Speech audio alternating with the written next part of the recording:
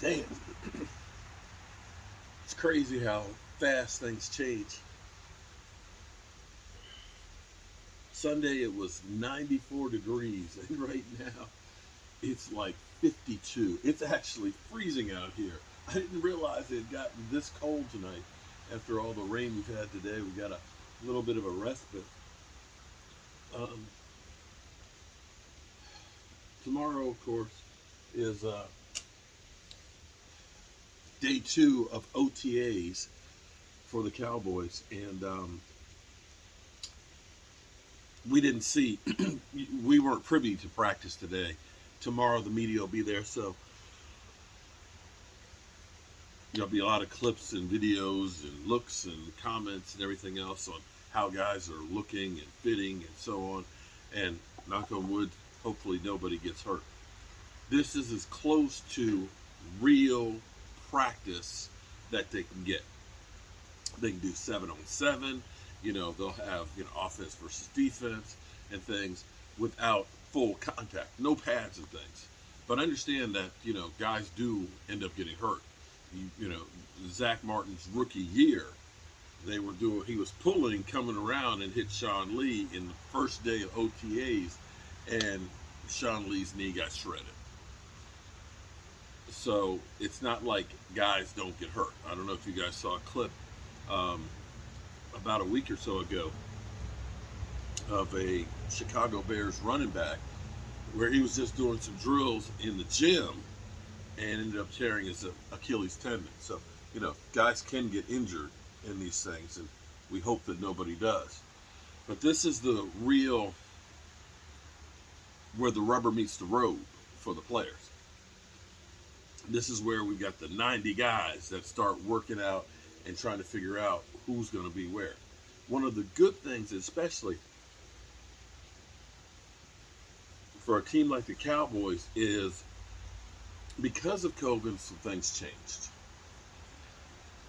One of the things that changed, which I think is actually a great thing, and it's something I've been saying for a long time, is the 16-member practice squad will stay a thing. See, when COVID happened, they ended up increasing it from, I believe, 8 players, because they figured you're going to lose players out of COVID. We want the product on the field not to suffer. And I've been saying for so long, why don't teams have more players on the roster? You're going to lose a bunch of players. You know that guys are going to get injured. And you don't want to go to Walmart parking lot to grab a player that's going to need to play on the team. Because the guys from, 45 on back, it's chump change what you're paying. It really is. For $5 million more, you can have about 10 guys that are at least there learning the system, at least part of it. And I believe that you would end up having a better product on the field, because you go so far and all of a sudden you get a run on a position, and all of a sudden you don't have guys that are there and they're coming in cold and having to play meaningful minutes. It behooves you to have guys that are getting coached up. Even if they get plucked up by other teams, at least they are in condition, they're in shape, they're working out, they're ready to go. So this is actually a great thing. And because the Cowboys ended up with all of these undrafted rookie free agents, where they have guys that they really, really like, guys that some people thought could have been drafted that had that kind of talent, you can kind of stash some of them. And this kind of goes back to, you'll remember the first year of Mike McCarthy here being with Dallas, when we had the double secret probation, where we all got excited because there were no preseason games. We got excited about the blue and white scrimmage. You remember? Because I remember my man Vosh. Vosh is like, man, we're going to break down plays and everything else. All of us YouTubers, we're here ready to watch some practice. Practice scrimmage here. And here it was, no jersey numbers, no wide shots. There was nothing. They didn't show you anything because they said, we don't want to lose or give another team the opportunity to see some of the players that we have on the roster and we want to be able to hold on to them. Like, wow, this guy Mike McCarthy, man, he's so smart. Look at that. He gonna make sure we keep all our players and nobody sees anything, including us fans. Yeah, and that season was a disaster. But be that as it may, it's a good philosophy in theory. So I'm happy about that 16-member practice squad. It gives opportunities for more players to live their dreams. I love it. I love it.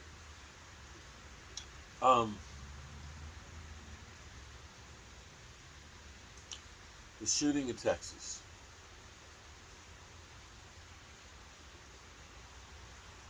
I just don't know. I think it's up to 19 people total. You don't know what demons are in somebody's mind. And it's tragic that we keep having these things happen over and over and over again. And nothing changes.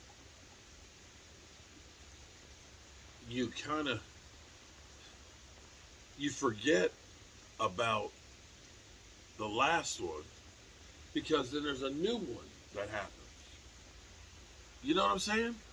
We're sitting here tonight talking about this one, and you kind of forget about what just happened 2 weeks ago in Buffalo because we're talking about this one. You forget about the church shooting in California because, we forgot. Listen, I'm even out of order right now. That's how crazy this stuff is. That we stopped talking about Buffalo because we had the church shooting in California. We stopped talking about the church shooting in California because now we're talking about the elementary school shooting in Texas. And I hope that in another week or two that we're not talking about Texas because we're talking about someplace else. This is insane. And I tell you, somebody that it's definitely touched and has gone off is definitely DeMarcus Lawrence. Marcus Lawrence, you just go to his Twitter and read some of the comments that he's made. He's asking schools, well, then this is good because it's easy to talk. It's harder to do actually actions and things. But he was asking for information for schools that need help getting security.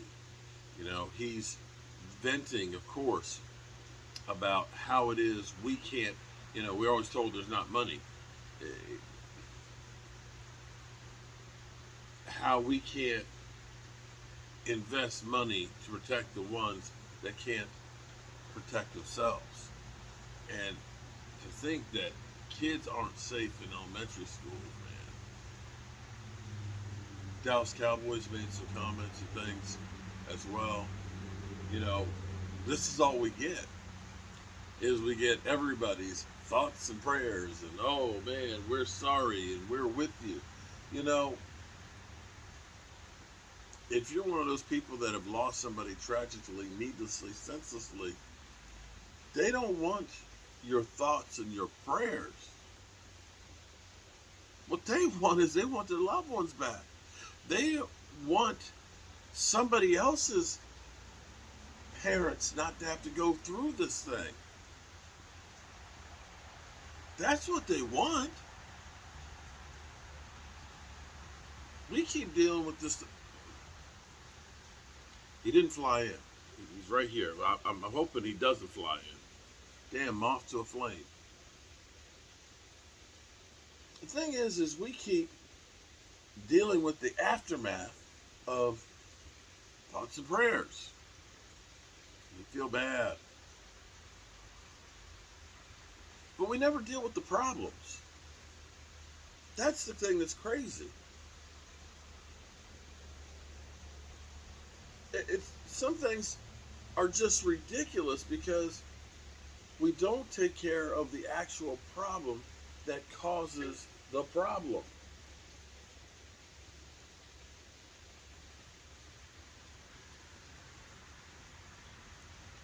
know what I mean?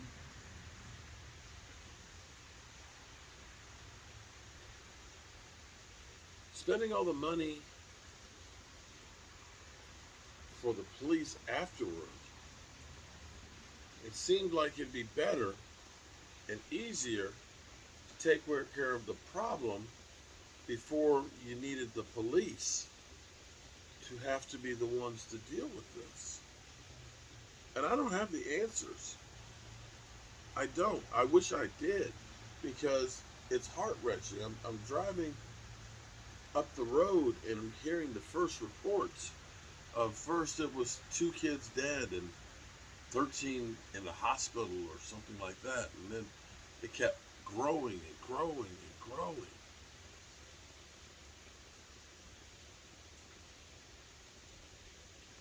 So much hate. I was sitting there this morning when I was doing my morning video, and I'm seeing this video of a black woman in Florida in a gas station. There's no audio to it, and this man comes up, puts his stuff on the counter in front of her. There's some words back and forth, and now he's swinging and punching her in the face like 10 times. He's literally punching this woman. I don't know what, I don't care what happens. No man should ever be hitting a woman, man. Ever. It's so much anger and hatred, and I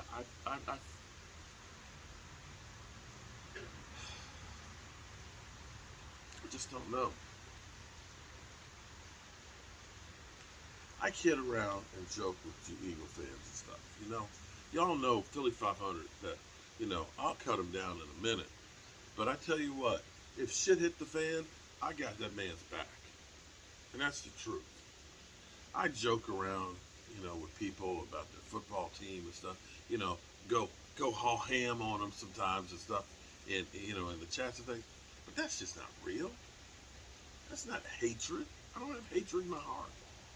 But some of you out there, man, y'all need to chill the hell out.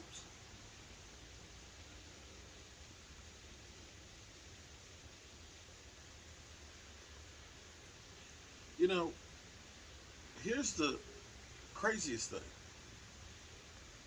I don't know what this guy's beef was. I think he shot his grandmother and then goes shoots up an elementary school. He's dead. He's dead. It took 19 people with him. What did it solve? This guy in Florida punching a woman in the face for whatever his thing was. Eventually he got caught, arrested, and in front of the court. What did it solve? I don't care what the beef was. The beef probably wasn't as bad as your ass now being in jail.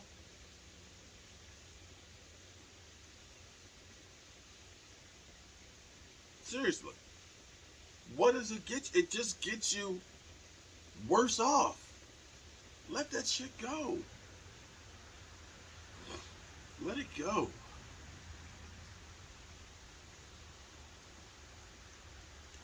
Let it go.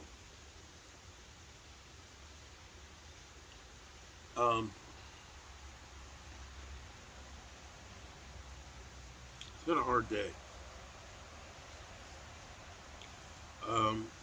What I'm looking at, and I'm still working on the details right now, but it looks like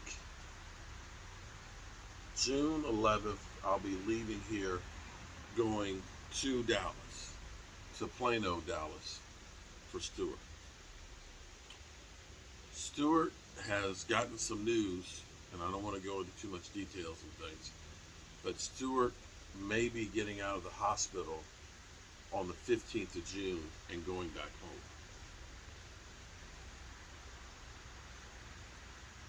And so we want to get down there and we want to get started doing some of the things at his house before he does get home. And that's where I'm pointing it right now. June 11th, leaving here. It's about 22 hour drive if you drive straight through. And I'm working on getting the vehicle and stuff for that. So it looks like that Monday, Tuesday, Wednesday, Thursday will be 4 days working on his house and trying to do some great things for him. And yeah,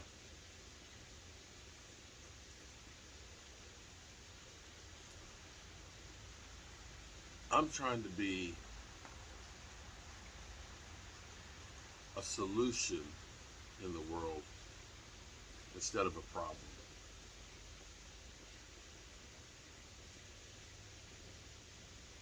It's going to be difficult, time wise, effort wise, and things to go from here, basically travel 1,300 miles away and do work and stuff down there so far from home, taking the time off from work and things. But for me, and I don't know how you guys feel, but for me, it's the right thing to do. And sometimes, many times, you need to sacrifice for others too. And you need to give more than you're always looking to receive.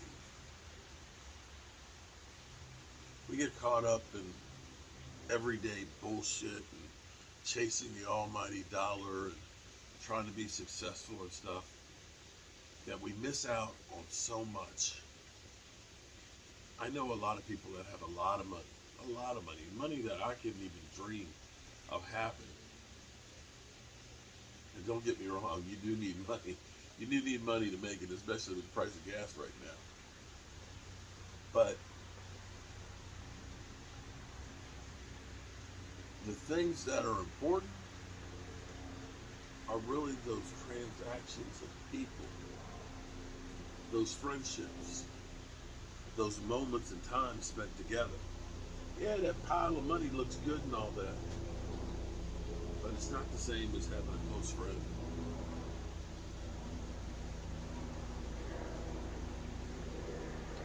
And that's why I'm going to Texas to do some stuff for my friend.